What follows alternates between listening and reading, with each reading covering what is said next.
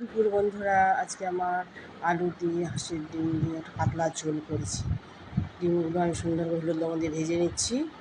ডিম আমার ভাজা হয়ে গেছে।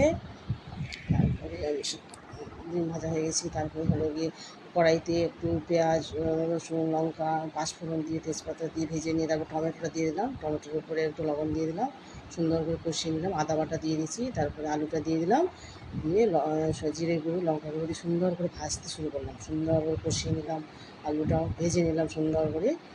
ভেজে নিলাম, ডিমটা দিয়ে দিলাম। ডিমটা পরেও দেওয়া যায় ঝোলের উপরে ফুটলে।